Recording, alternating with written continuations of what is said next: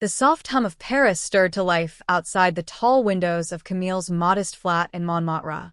Morning sunlight streamed through gauzy curtains, casting golden patterns across the wooden floor. The kettle whistled sharply, but Camille hardly noticed. Her eyes were fixed on the pale blue envelope she held in trembling hands. It had arrived that morning without warning. No return address. Just her name, written in a neat, slanted script she recognized all too well. Edouard's mother, Madame Laurent. Camille hesitated, heart racing.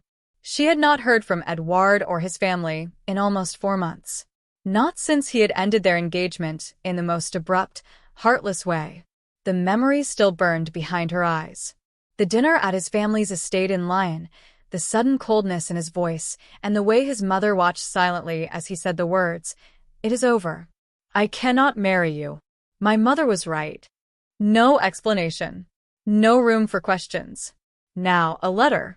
Camille tore it open, fingers unsteady. Inside was a single cream-colored card, engraved with silver cursive. "Monsieur and Madame Laurent cordially invite you to the engagement party of Edouard Laurent and Mademoiselle Isabelle Moreau." She stared at the names, willing them to blur. But they remained sharp, cruel. Edouard was engaged. Already. To Isabelle Moreau, the daughter of a wealthy vintner family from Bordeaux. She remembered the name vaguely from a past conversation, a family Madame Laurent had once spoken of with reverence. Camille dropped the card as if it had burned her. The date was in 3 weeks. The location, Chateau Laurent, the grand estate where she had once imagined herself walking down the aisle. Where Edouard had once promised to build a future with her. A bitter laugh escaped her lips. Why send her this? Was it mockery? A twisted show of pity? She sat on the edge of her bed, the silence in the flat pressing in around her. She picked up the envelope again, noticing a small handwritten note tucked behind the invitation. "I did not agree with how things ended between you and my son. You deserve closure. If you decide to come, I will be waiting." It was signed, simply Claire Laurent. Camille blinked at the name. Madame Laurent, the very woman who had, only months ago, whispered in Edouard's ear that Camille was not of their class. That she lacked the elegance, the refinement, the right bloodline. Why the change of heart? She pressed the note to her chest, heart pounding. Should she go? It was madness. But something deep inside her stirred, a need not just for closure, but for understanding, for answers. 3 weeks. 3 weeks to prepare herself for walking into a room where Edouard would be smiling beside another woman. 3 weeks to walk back into the lion's den. And this time, she would not be the girl who bowed her head and walked away. Camille stepped off the train in Lyon, the station brimming with movement and murmurs of arrival and departure. Her suitcase rolled behind her, the wheels clicking steadily against the smooth tiles. She inhaled deeply. The air was different here, crisper, tinged with memory. She had not set foot in Lyon since that night. The night Edouard left her without a second thought. She had walked away from Chateau Laurent under a veil of shame, heart shattered, dreams undone. Now, she returned not as a fiancée, but as a ghost from the past. A taxi waited for her just outside the station. She gave the driver the address, her voice steady despite the storm inside her. The drive through the countryside was hauntingly familiar. Vineyards stretched like green waves across the hills. Stone cottages blurred past the windows. Everything looked unchanged. And yet, she had changed. The chateau came into view as they rounded a gentle curve. There it was, grand, proud, and utterly cold. Its ivy-covered stone walls and towering windows stood like silent witnesses to all that had transpired.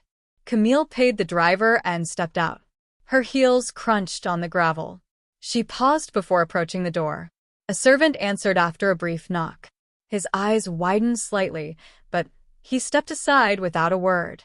Inside, the hall was just as she remembered, polished floors, gleaming chandeliers, the scent of fresh roses filling the air. She half expected Edouard to appear at the top of the stairs, arms open, smile warm. But reality was colder. Instead, It was Madame Laurent who greeted her at the foot of the staircase. Dressed in a dark blue gown with pearls around her throat, she looked more regal than ever. "Camille," she said softly. "You came." Camille gave a slight nod. "I received your note." Madame Laurent studied her, something unreadable in her gaze. "I know I owe you more than just that. But I am glad you are here. There are things you need to see and know." Camille followed her into a small salon, the walls lined with books and faded portraits. A fire crackled gently in the hearth. "I must confess something," Madame Laurent said, gesturing for Camille to sit. "Edouard was not entirely honest with you, nor with me." Camille's breath caught. "What do you mean?" "He ended things with you because of something he thought he had discovered, something he believed would threaten the Laurent name." She paused, her expression tightening.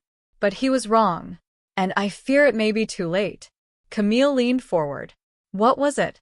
Before Madame Laurent could answer, hurried footsteps echoed from the corridor. The door burst open. "Edouard." He stopped short when he saw Camille, his face paling as if he had seen a ghost. "Camille?" His voice cracked. Silence hung in the room.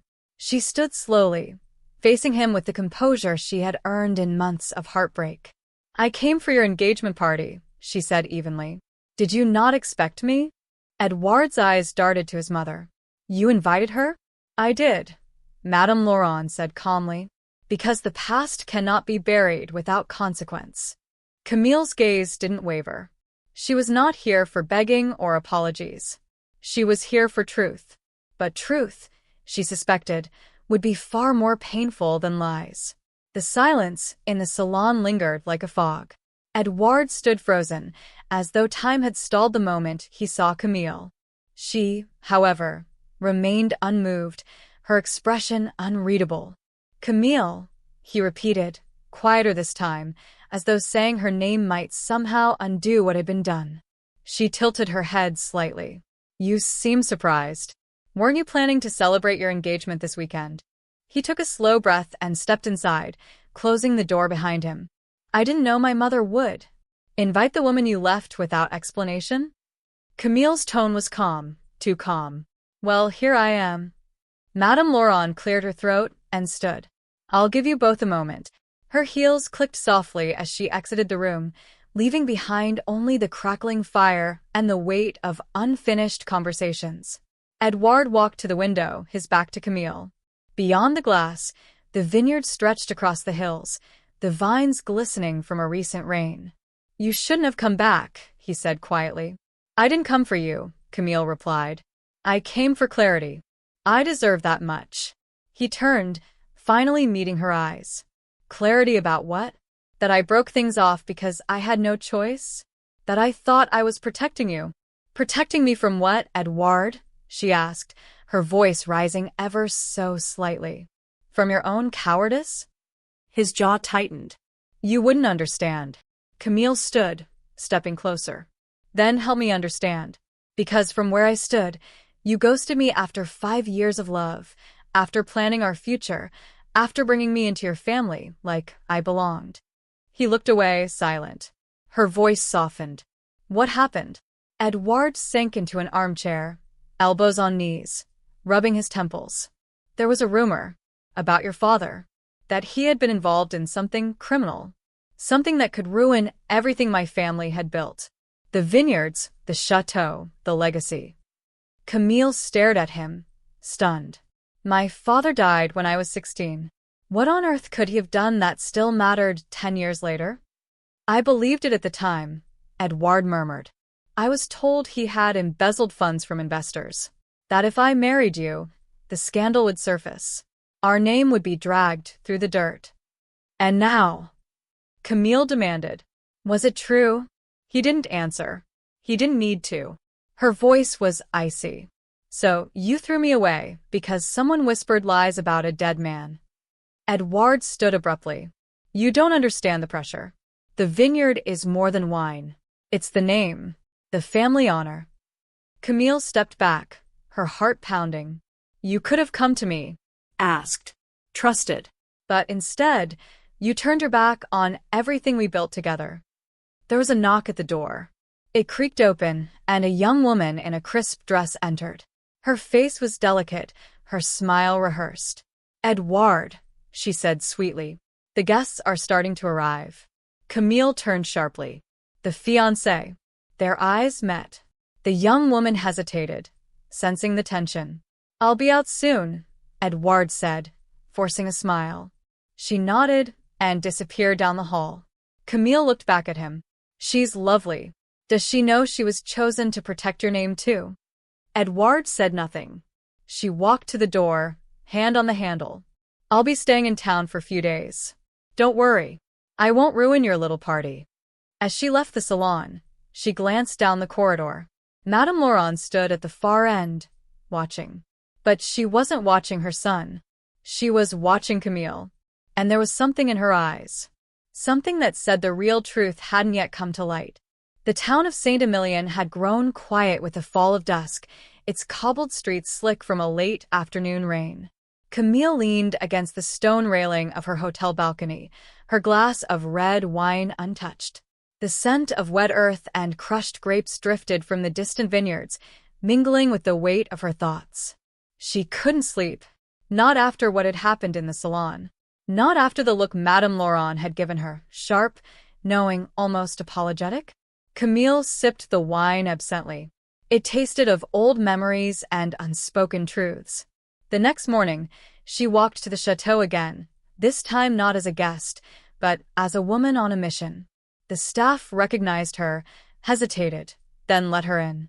She moved through the familiar halls like a ghost, each step echoing against the polished floors.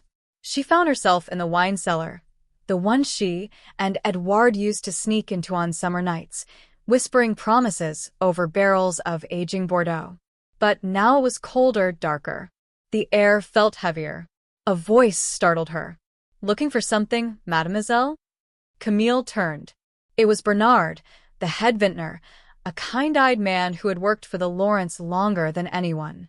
"I used to love this place," she said gently. "It feels different now." He smiled faintly. "A lot has changed."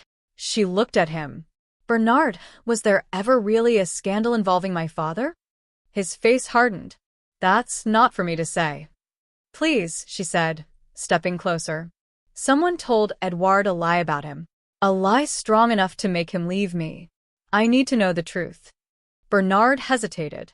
Then he motioned toward a smaller, older section of the cellar. "Come." They passed through a wrought iron gate into a narrow corridor lined with dusty bottles and old family ledgers. Bernard pulled out a leather-bound book from a shelf and opened it to a page marked with a faded ribbon. "This," he said, pointing to an entry, "is from the year your father died." Camille read the line. Her father's name. A financial contribution. But it wasn't embezzlement. It was a loan. A large one. To the Laurent family. "This can't be right," she murmured. "He helped them." Bernard nodded. "The vineyard was on the brink of collapse after a failed harvest. Your father stepped in. Quietly. Proudly. He saved them." "Then why would they smear his name?" "They didn't," Bernard said. "Not at first. But when Edouard got serious about you, someone began to dig. There were whispers that a scandal could surface. Investors panicked. Madame Laurent panicked. She tried to push Edouard toward someone safer." Camille's heart pounded. So, it was her. Bernard's silence confirmed it. Camille closed the book gently. "Thank you." She left the cellar with a storm brewing behind her ribs. Outside, the sun pierced through the clouds, casting fractured light across the vineyard. Madame Laurent was in the rose garden, pruning the blossoms with delicate precision. Camille approached quietly. "You knew," Camille said. The older woman didn't look up. "About what, dear?" "That my father saved your family. That Edouard left me because of your fear." Madame Laurent placed the shears on the stone bench. "We are a family of legacy, Camille. Legacy is fragile. You wouldn't understand what it means to protect a name."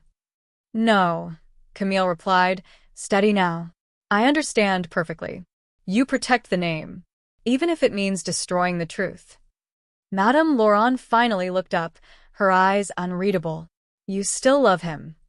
Camille didn't answer. Then you must choose, the woman said softly. Expose me and ruin him. Or stay silent and let him marry someone who doesn't know half the man he is. Camille stepped back, the taste of iron in her mouth. He deserves to know the truth. Madame Laurent picked up her shears again. Perhaps. But truth, Camille, is like wine. Sometimes it needs time to breathe, and sometimes it turns sour. As Camille turned and walked away, she knew one thing for certain. The engagement party would not end the way they planned. It was only the beginning. The air at Chateau Laurent that evening was tense with anticipation. Guests were arriving for the final dinner before the engagement announcement. The staff moved like clockwork, pouring wine, adjusting lights, setting tables with gleaming silver. Camille stood at the edge of it all, a silent observer cloaked in emerald silk and quiet determination. She had spent the day writing a letter. Not to Madame Laurent, to Edouard. A letter that told the truth about her father, about the loan, about the lie that tore them apart. She had sealed it with trembling hands and slipped it into the pocket of his dinner jacket before the guests began to arrive. She knew he would find it eventually, and when he did, he'd have no choice but to confront what he'd been made to believe. Inside the grand dining hall, laughter danced beneath the chandeliers. Camille took her place at the table opposite Edouard, who looked painfully elegant in black. His fiancée, Elise, chatted animatedly with the guests, oblivious to the storm brewing just beneath the surface of her perfect night. Midway through the main course, Edouard reached into his jacket for a handkerchief. His fingers brushed the envelope. Camille watched the moment he found it. The pause, the furrow of his brow, the quiet slide of paper against fabric. He didn't open it immediately. He waited until dessert. Camille slipped out onto the terrace as the final course was served. The moonlight spilled over the vineyard like milk. The soft strains of a quartet drifted from the open doors. She leaned against the cool stone balustrade, her breath catching at the sound of footsteps behind her. Edouard. He held the letter in one hand, his face unreadable. You wrote this? He asked. She turned to him. Yes. His eyes scanned hers, as if searching for cracks in her sincerity. Why now? Because I couldn't leave this place again, without you knowing the truth. He glanced down at the letter again. My mother lied. She was scared, Camille said. But you left me without asking. Without fighting. Edouard stepped closer.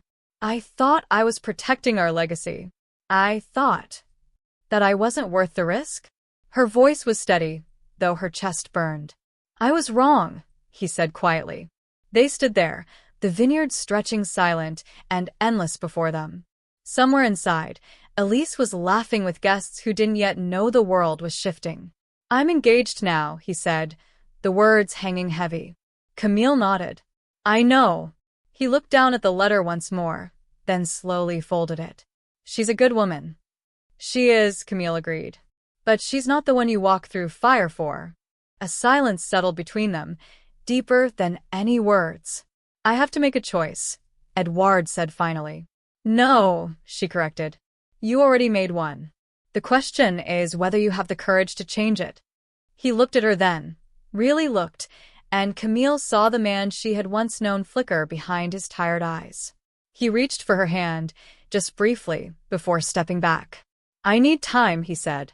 You don't have time, she replied. The announcement is tomorrow. Camille turned and walked away, her heart pounding, her heels echoing across the flagstones. She didn't look back. Inside, Elise raised her glass, radiant, unaware. And somewhere deep in the cellar, a storm was beginning to rise again. Morning came with a stillness that felt deceptive. Camille sat by the window in her guest room, watching the vineyard bathe in soft sunlight. Below, the estate was already humming with preparation, florists arranging white roses, tables being set under the pergola, champagne chilled. It was the day of the engagement announcement. Or so everyone believed. She hadn't seen Edouard since the terrace. She didn't expect to. She had said what needed saying. Now she would leave. Camille packed slowly, folding the dress she wore the night before with care, as though preserving the memory of it would make the pain more bearable. But just as she zipped her suitcase, a knock came at the door. It wasn't Edouard. It was Margot. The family's longtime housekeeper stepped in, looking as though she'd been up all night. "Miss Camille," she said softly, "Madame Laurent would like to speak with you." "In the conservatory." Camille's heart lurched. The conservatory was Madame's sanctuary, not a place for idle talk. She followed Margot down the winding corridor, past marble busts and oil paintings, until they reached the glass-paneled room, warm with morning light and the scent of jasmine. Madame Laurent stood by the piano, her hands clasped. She did not greet Camille with her usual measured smile. "I underestimated you," she said. Camille remained silent. Madame turned to face her fully. "You gave Edouard that letter. You've ruined everything." "I told him the truth," Camille replied. "The truth is irrelevant in our world. Appearances are what matter." Stability. "Legacy." "You mean control," Camille said, her voice level. The older woman's gaze sharpened. "You will leave. Quietly. Today." "I was already planning to." Madame stepped forward. "And you will not see him again." Camille met her eyes. "That's not your decision anymore." For a moment, they stood like opposing forces of nature, one cold and commanding, the other quietly resolute. Then a second knock. This time, urgent. Margot again. Pale.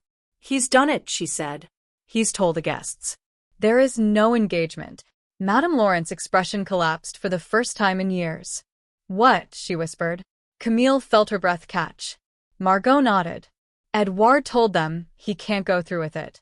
Elise left. The room fell into a stunned silence. Madame Laurent gripped the piano's edge. Camille turned and walked out. She didn't run.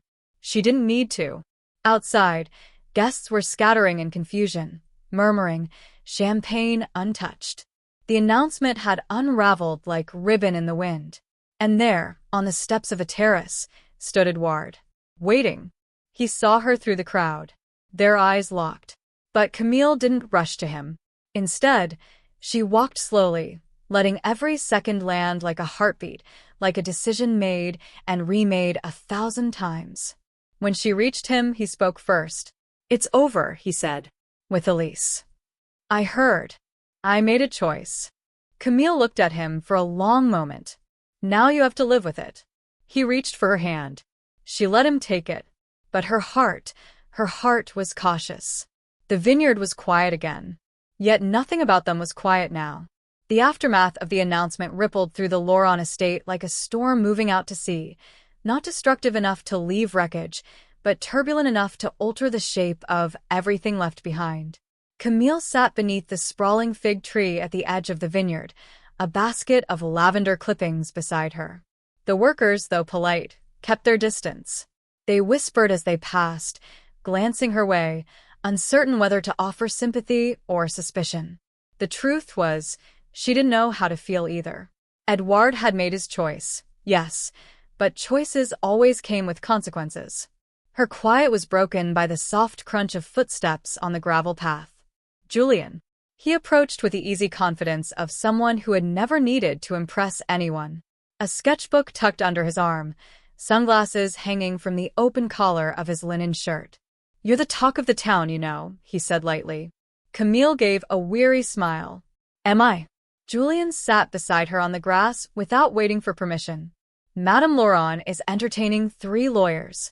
Elise is rumored to be in Saint-Tropez. And Edouard," he paused, "is locked in the cellar with a bottle of brandy and some very confused wine merchants." "I didn't ask for any of this," she murmured. "No." "But you didn't shy away either. That counts for something." They sat in silence for a while, listening to the gentle rustle of vines in the breeze. Then, Julien opened his sketchbook and held it out to her. A charcoal drawing. Her. Not in a dress, not posed. Just Camille, barefoot in the vineyard, hair in a bun, holding a bunch of grapes and looking off into the distance. Honest. Soft. Camille stared. "I drew it before the dinner," Julien said. "When you were alone in the East Field. Thought you should see how someone else sees you." She looked up at him, unsure what to say. Julien shrugged. "I'm leaving tomorrow. back to All's. A gallery there wants a full series. She blinked. Congratulations. You could come with me. Just for a few days. Breathe different air. Camille hesitated. The invitation was simple, light, but there was something else underneath. Something unspoken. Julian, I know, he said gently. You're still tethered. He closed the sketchbook, but not coldly. Doesn't mean I can't offer you a door. He rose, brushing dust from his trousers. Don't wait too long, Camille. The world outside this estate is bigger than any secret it holds. As he walked away, Camille felt torn between the warmth of his offer and the weight of the past days. Her gaze drifted back to the vineyard, rows upon rows of carefully tended vines, bound by trellises just as she had been bound by expectation. That evening, Edouard knocked at her door. No tie, no jacket. Just him, sleeves rolled, expression raw. I wanted to see you, he said. Camille let him in. They stood by the fireplace, neither speaking at first. I thought I knew who I was supposed to be, Edouard began. All my life, I've followed a path laid out for me. By my mother, by the estate, by legacy. He looked at her. But not by my heart. She felt her breath catch. I hurt you, he said. And I'm sorry. But I can't undo the past. All I can do is offer you the truth now. Camille's voice was barely a whisper. And what truth is that? That I love you. Not the version of you that fits into this place. You. With your questions, your stubbornness, your damn courage. His hand reached for hers again. And this time, she let it linger. But even as she looked at him, Julian's words echoed in her mind. Don't wait too long. Because love was a choice. And so was freedom. The morning sun broke through the shutters, painting gold lines across the tiled floor. Camille sat at her writing desk, Julian's sketch propped beside her like a quiet companion. Her fingertips traced the grain of the paper, pausing at the lines that shaped her own face. Next to it lay an envelope, postmarked from All's. She had received it just that morning, delivered with the post as if it were no more than an ordinary letter. But nothing felt ordinary anymore. She unfolded the page. Camille. The light here is sharper than in Bordeaux. It makes colors bolder and shadows deeper. I thought it would be a good place to forget you. But instead, I find you in every stroke. I don't expect you to follow me. I only ask that you don't settle for being a ghost in someone else's story. You deserve to be the author. Julian. Camille closed her eyes. She could almost smell the lavender fields outside All's, hear the distant chatter from open-air cafes, taste the salt in the southern breeze. A knock at the door broke the reverie. Edouard. He entered cautiously, a bundle of fresh figs in his hand, as if peace could be offered in fruit. I thought we could have breakfast together, he said. Camille nodded and gestured toward the terrace. They sat in the warm morning light, the vineyard stretching below them like a sea of green. He poured her coffee and filled her plate with ripe figs and bread still warm from the oven. For a while, they didn't speak.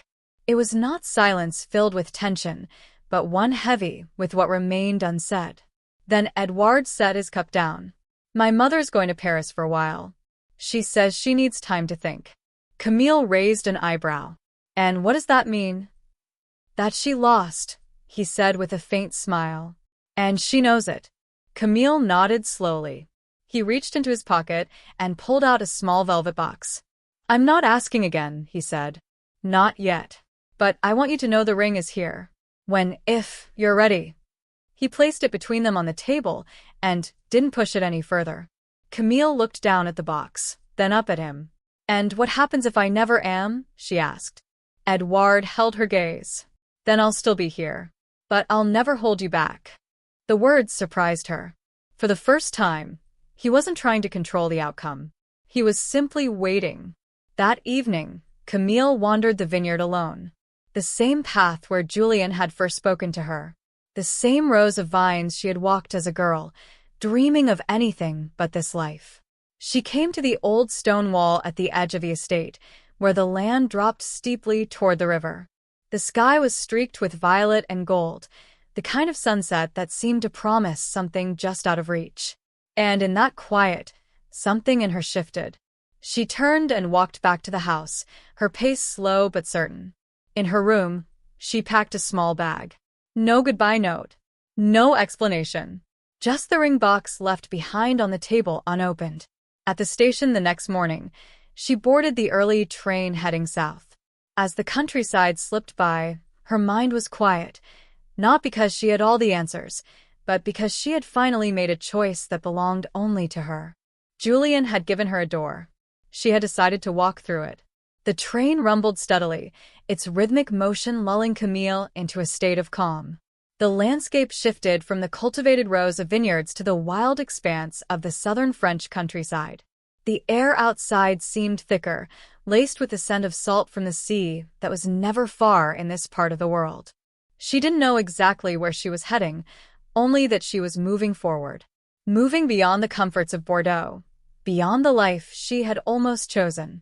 The train pulled into the small station at Alls in the late afternoon. The sun was a fading orb, casting long shadows on the cobblestone streets. Camille stood on the platform, taking in the town she had heard so much about in Julian's letters and stories. He had described the place as though it were alive. The streets, the colors, the very air. And now, standing here, she could feel it. There was something in the air that made her believe that something beautiful, something profound, could happen here. She stepped off the platform, pulling her suitcase behind her, and found herself walking toward the center of town, guided by instinct rather than any real direction. The streets were narrow, the buildings old, but charming. It felt like a place where time moved slower, or perhaps more urgently, depending on how you looked at it. The cafe on the corner was exactly as he had described it, a place where the conversation was as vibrant as the orange-painted walls. Camille hesitated at the door before pushing it open. The soft chime of the bell above the door drew the attention of a few patrons inside. The waiter, a young man with a ready smile, greeted her in rapid French. Camille smiled back, though she was certain her accent made it clear she was a stranger. She asked for a table, and he led her to a corner near the window. The cafe was quiet, with only a few scattered patrons, each lost in their own worlds. Camille ordered a coffee and sat, her mind still focused on the letter she had received. The words Julian had written. They echoed in her head. You deserve to be the author. Did she? Did she deserve to be the one who made her own choices, who created her own story? As if on cue, the door swung open, and a familiar figure entered. Julian. He looked the same, but somehow different. There was a wildness in his eyes now, a kind of restlessness that hadn't been there before. He spotted her immediately, and his lips curved into a smile that made her heart skip a beat. For a moment, neither of them spoke. It was as though the weight of the past hung between them, refusing to let go. I didn't expect you to come, he said, his voice quiet but filled with emotion. I wasn't sure if I was ready, she replied honestly. But I think I am now. Julian sat down across from her, his eyes searching her face, as if trying to read the pages of a story he had never been able to finish. I never wanted to hurt you, Camille, he said. But I was running from the truth. I thought that leaving would give me freedom, but it only made me realize how much I needed you. Camille felt her chest tighten, but she forced herself to breathe, to listen. I thought I was lost, he continued, but I'm not anymore. Not with you here. She reached for her coffee cup, her fingers brushing the rim as she tried to find the right words. The air between them felt charged, like the moments before a storm. I came here to find something, she said slowly, and I think I have. But I don't think it's the same thing you're looking for. Julian's brow furrowed, confusion clouding his features. What do you mean? She leaned forward, locking eyes with him. I came here to find myself. Not you. Not anyone else. Just me. The silence stretched between them, heavy and thick, until Julian nodded slowly, a look of understanding washing over his face. I think I understand, he said softly. You always did know how to see through everything, Camille. Camille smiled, the tension in her chest easing for the first time since she had left Bordeaux. They sat in silence for a while, the only sound the soft murmur of the cafe and the distant hum of the town outside. It felt as if they were both in the midst of a quiet epiphany, each discovering a piece of the puzzle they had been searching for. When Camille finally stood to leave, she felt lighter. The weight of the past had not disappeared, but it no longer defined her. There was a future ahead of her, one she would create herself. "I'm not sure where this goes from here," she said, her voice steady. "But I'm ready to see where it takes me." Julian stood too, his expression a mixture of admiration and sadness. "I'll be here," he said, "whenever you're ready to write the next chapter." And with that, she walked out of the cafe, her heart no longer torn between two worlds. She was free to write her own story. The morning light filtered through the open windows of the small apartment Camille had rented in Alls. The soft, golden hue seemed to mirror the sense of peace that had settled in her heart over the past few weeks. She had found the rhythm of the town, the slow, unhurried pace that allowed her to reconnect with herself in ways she hadn't thought possible. Every day brought something new, a new street to explore, a fresh conversation with the locals, a chance to finally, truly breathe. The noise of Bordeaux, the demands of the life she had left behind, felt distant now, almost like a memory that belonged to someone else. But it wasn't just the town or its people that had helped her heal. It was the distance, both physical and emotional, from everything that had once held her captive. She wasn't running anymore. The sound of footsteps from the hallway brought her back to the present. A knock at the door followed shortly after. Camille smiled to herself, knowing who it was before even opening it. Julian stood on the other side, a simple bouquet of wildflowers in his hands. His hair was a little longer now, and the edges of his shirt were a little frayed. But there was something in his eyes that had shifted, a quiet confidence, a steadiness. "I thought I'd bring you these," he said, holding out the flowers. "A little something to brighten your day." Camille took them with a soft laugh, noticing how easily the gesture felt now. How far they had come from the awkward, uncertain encounters they had shared in the past. "Thank you," she said, taking a moment to inhale the earthy fragrance of the flowers. "They're beautiful." Julian hesitated for a moment, as if choosing his words carefully. "I wanted to say that I'm proud of you. For everything. For choosing yourself. For finding your own path." She looked at him, the words sinking in. It was the first time in so long that anyone had said anything like that to her. "I couldn't have done it without this place," she replied softly, her gaze shifting to the view of the town below. I think it's finally starting to make sense." Julian nodded, his eyes softening. "You've always been strong, Camille. You just had to remember that." The silence between them wasn't uncomfortable. Rather, it was filled with understanding. The tension that had once existed between them had melted away, leaving behind only a mutual respect, a quiet acknowledgement of a journey they had both been on. "I don't know what's next," Camille continued, her voice thoughtful. "But I'm not afraid anymore." Julian smiled, a warm, genuine smile that reached his eyes. "You don't need to know. Just keep going. The path will reveal itself." They stood there for a moment, not needing to say anything more. The unspoken bond between them was enough. In that moment, Camille knew that she had come full circle. She had arrived where she was meant to be. "I'll never forget everything you taught me," she said softly, looking at him one last time with a mixture of gratitude and something deeper. He stepped forward, placing a gentle kiss on her forehead, an acknowledgement of everything they had shared and everything they hadn't. "You're welcome. Take care of yourself, Camille." With one last lingering look, he turned and walked down the hall, his steps echoing in the silence of the apartment. Camille closed the door softly behind her, turning back to the sunlight streaming in through the windows.